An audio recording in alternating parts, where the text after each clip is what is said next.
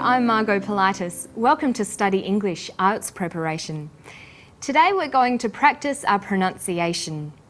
We'll see how pronunciation can change when linking consonants, and then we'll practice pronouncing words beginning with H. Let's begin by taking a look at the story. It's about an area in Melbourne that used to be home to the growling grass frog. It really would have been a fantastic biodiverse area. It's a situation where you've got the Yarra River outflow meeting the bay. So you've got the freshwater ecosystem and the marine ecosystem coming together at that point. These growling grass frogs were here in their millions, hundreds of millions of them probably living in Melbourne, and they have disappeared very, very dramatically. Doing conservation with an animal that people recognise and where they've had a personal experience of an animal disappearing, they understand the reality of what's happening around them and they want to help. And we can get lots of people to come along to a habitat like this and say, I want growling grass frogs back here for my kids and my grandkids, because when I come down, I want to be able to find some tadpoles to show them. Spoken English can be quite different from written English. When you listen to someone speaking English, their words will often flow together. This is because native speakers will connect unstressed words with stressed words. Where these links occur, sentences might sound different to what you'd expect. Have a look at this sentence. He's gone out to dinner. We stress he's, gone, out, and dinner. The to is unstressed. When we link out, which is stressed, and to, which is unstressed, the final t sound in out is held slightly longer. He's gone out to dinner. The t sound is pronounced only once. He's gone out to dinner.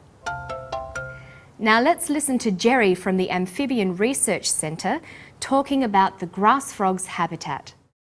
We can get lots of people to come along to a habitat like this and say, I want growling grass frogs back here for my kids and my grandkids, because when I come down, I want to be able to find some tadpoles to show them. Jerry says, I want to.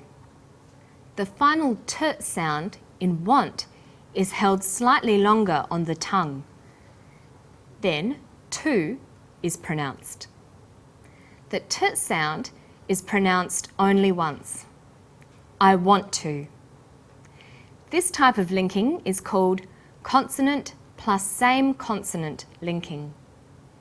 Let's see what happens when a final consonant is linked with a consonant that's similar. Listen to how Jerry links the words around them.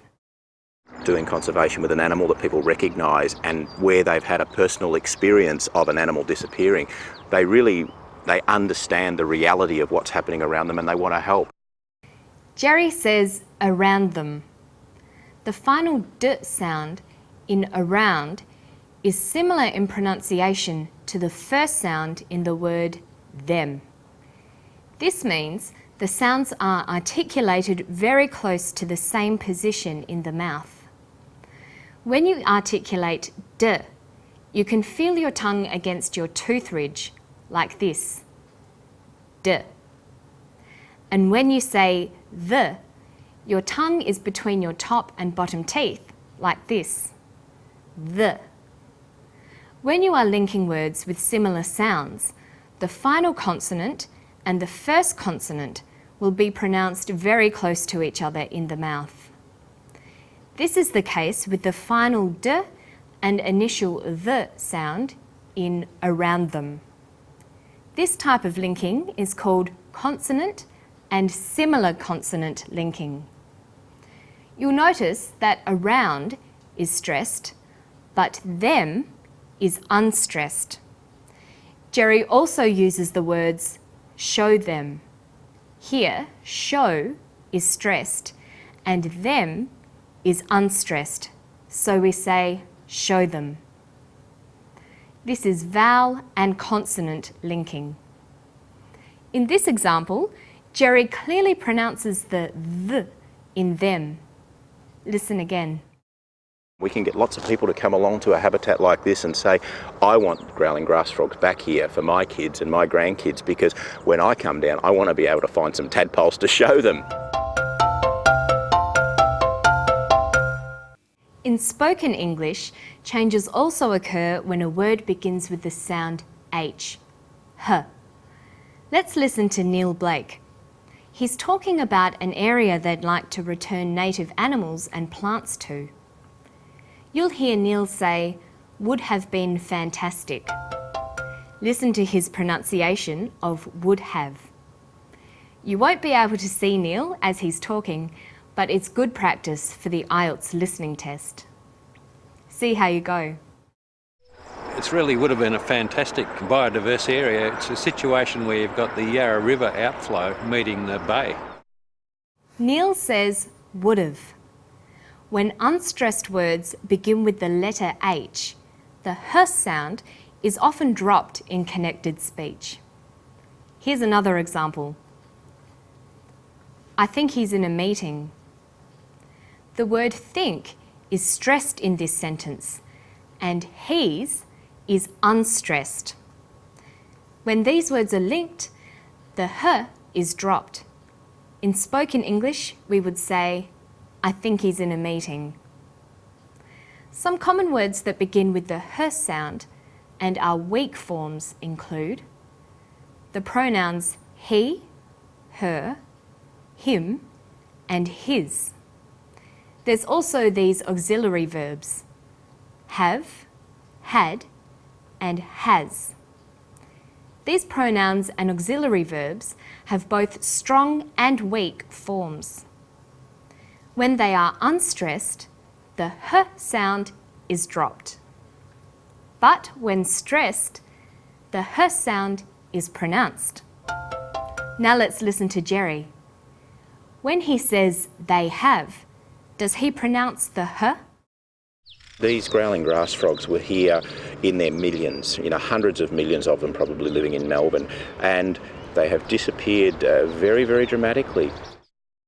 Because Jerry stressed the auxiliary verb have, the H sound is pronounced. He says, they have. So we've seen that when native speakers connect speech or link sounds in spoken English, changes occur.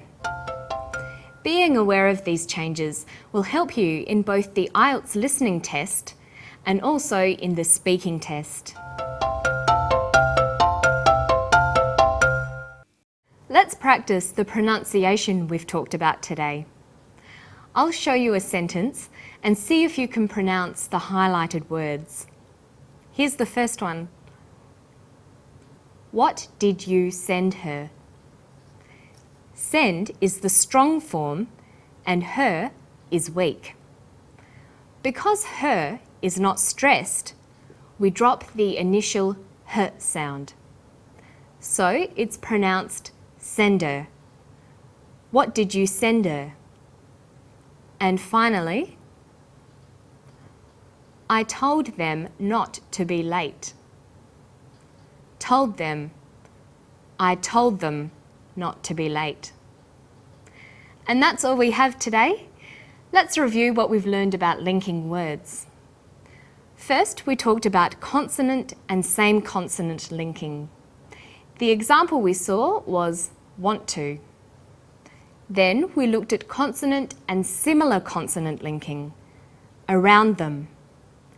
And finally, we saw how the pronunciation of the initial h sound can change when we link words in spoken English. Don't forget to listen out for these changes when you talk with native speakers. And if you'd like some more pronunciation practice, you can find help on our Study English website. And I'll see you next time for more. Bye-bye.